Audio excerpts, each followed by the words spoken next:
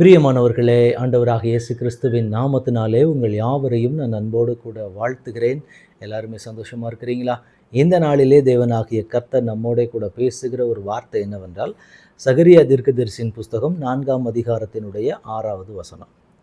அப்பொழுது அவர் செருபாபேலுக்கு சொல்லப்படுகிற கர்த்தருடைய வார்த்தை என்னவென்றால், பலத்தினாலும் அல்ல, பராக்கிரமத்தினாலும் அல்ல, என்னுடைய ஆவியினாலேயே ஆகும் என்று சேனைகளின் கர்த்தர் சொல்லுகிறார். இந்த வார்த்தையை கேட்டுக்கொண்டிருக்கிற எனக்கன்பான தேவனுடைய பிள்ளைகளே, கர்த்தருடைய ஆவியினாலே ஆகும். ஒவ்வொரு காரியத்திற்கும் நாம் கடந்து போகிற ஒவ்வொரு பாதையிலேயும் நமக்குள்ள சில எண்ணங்கள் உண்டு. நம்ம போகிற பாதையாக இருக்கட்டும், நம்முடைய வேலை ஸ்தலங்களாக இருக்கட்டும், பிஸ்னஸ் செய்கிற இடமா இருக்கட்டும், ஊழியங்களாக இருக்கட்டும், எல்லா இடத்துலையும் எல்லா தேவ பிள்ளைகளுக்கும் ஒரு எண்ணம் உண்டு. என்னென்னா, என்னால் இந்த காரியத்தை செய்ய முடியும், நான் இதை செஞ்சிருவேன். என்னுடைய பலத்துக்கு உட்பட்ட காரியங்கள் எல்லாமே நம்ம என்ன சொல்லிடுவோம் அப்படின்னா, இதெல்லாம் நான் செஞ்சிருவேன், இதெல்லாம் எனக்கு ரொம்ப லேசான விஷயம், இதெல்லாம் நான் பண்ணிடுவேன், இதெல்லாம் நான் செஞ்சிருவேன்னு சொல்லி அநேக நேரங்களில் நாம் சொல்லுகிறது உண்டு. அப்படி தானே? நம்ம கடந்து போகிற பாதைகள்லேயே நிறைய இடங்களில் பார்க்கும்போது இப்படிப்பட்ட சூழ்நிலைகள் நமக்கே நம்மளே அறியாமலே சில நேரங்களில் இதெல்லாம் ஒரு பெரிய விஷயமா, இதெல்லாம் நம்ம அசால்ட்டாக செஞ்சிடலாம் அப்படின்னு சொல்லி நம்ம தோன்றோம். ஆனால் இந்த இடத்துல வேதம் சொல்லுகிற ஒரு காரியத்தை பார்க்கும்போது, என்னுடைய பலத்தினாலும் அல்ல, என்னுடைய பராக்கிரமத்தினாலும் அல்ல, கர்த்தருடைய ஆவியினாலே ஆகும்.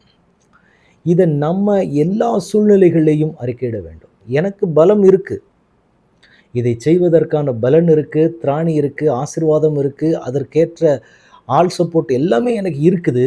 ஆனாலும் இது கர்த்தருடைய ஆவியினாலே வாய்க்கப்பட வேண்டும் என்பது என்னுடைய எதிர்பார்ப்பு.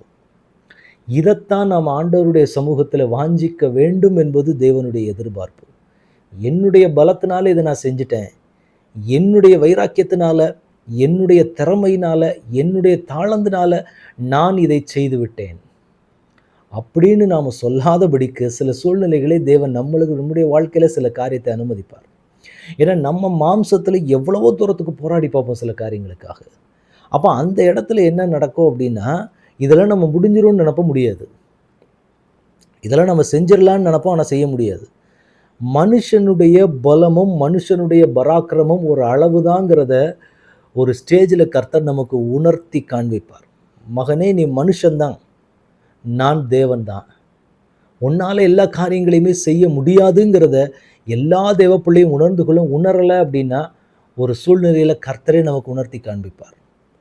இதுதான் உன்னுடைய நிலைமை, இப்படி தான் நீ நிற்கிற, இதுதான் உன்னுடைய காரியம் அப்படின்னு சொல்லி கர்த்தரே நமக்கு என்ன செய்வார் அப்படின்னா சில காரியங்களை நமக்கு காண்பிப்பார். அப்போ ஒவ்வொரு தேவ பிள்ளைக்குள்ளே இருக்கக்கூடிய எண்ணம் என்ன இருக்குன்னு அப்படின்னா, என்னுடைய பலத்தினாலும் என்னுடைய பராக்கிரமத்தினாலும் இந்த காரியங்கள் முடியாது, என் தேவனுடைய ஆவியினால் இது சாத்தியமாகும். அப்போ இந்த இடத்துல ஆலயம் கட்டப்படுவதற்கான ஒரு அஸ்திவாரம் போடப்பட்டதை குறித்து ஆண்டவர் அந்த இடத்துல சொல்லுவார். இந்த ஆலயத்திற்கு செருபாபேல் அஸ்திவாரம் போட்டார். ஸோ அவருடைய கைகளே அதை செய்து முடிக்கும். அற்பமான நாளினுடைய துவக்கத்தை குறித்து அந்த இடத்துல சொல்லப்பட்டிருக்கும். ஒரு அற்பமான ஆரம்பம் தான், ஆனால் செருபாபேலினுடைய கையில் உள்ள தூக்கு நூலை கர்த்தருடைய கண்கள் மகிழ்ச்சியாய் பார்க்கிறது என்று இருக்கும்.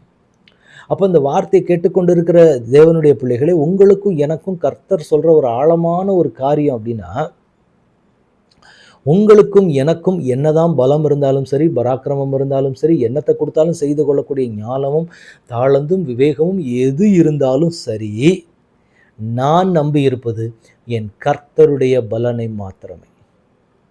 என்னுடைய பலனை நான் நம்பி இல்லை.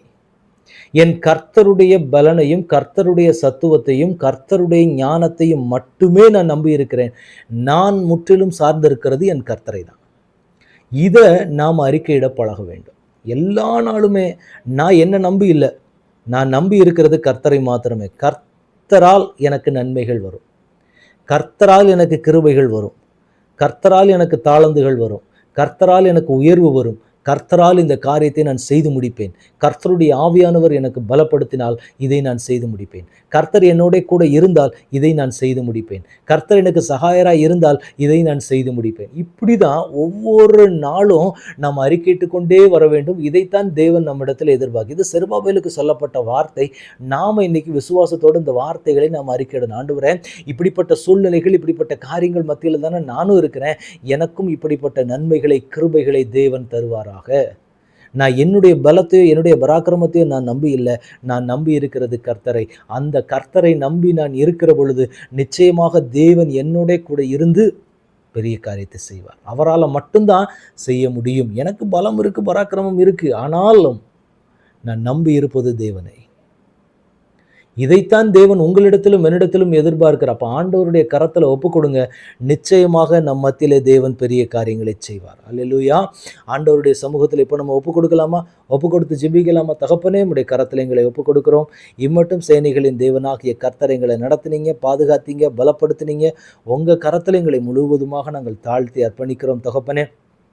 எங்களுடைய பலத்தினாலும் அல்ல, பராக்கிரமத்தினாலும் அல்ல, கர்த்தருடைய ஆவியானவே நாங்கள் சார்ந்து நிற்க என் தேவன் பலன் தாங்க. எல்லா தடைகளும் மாறட்டும் ஆண்டவரே. நீங்கள் எங்களோடு கூட இருந்து செய்ய போகிற பயங்கரமான காரியங்களை நாங்கள் பார்க்க கர்த்தர் கிருபை செய்யுங்க. எல்லா தடைகளும் இயேசுவின் நாமத்தில் மாறட்டும். உங்கள் கரத்துக்குள்ளே ஒப்பு கொடுக்குறோம். ஆளுகை செய்யுங்க, வழி நடத்துங்க. இயேசு கிறிஸ்துவின் நாமத்தில் ஜெபம் கேளும் எங்கள் நல்ல பிதாவே. ஆமேன், ஆமேன், ஆமேன். God bless you.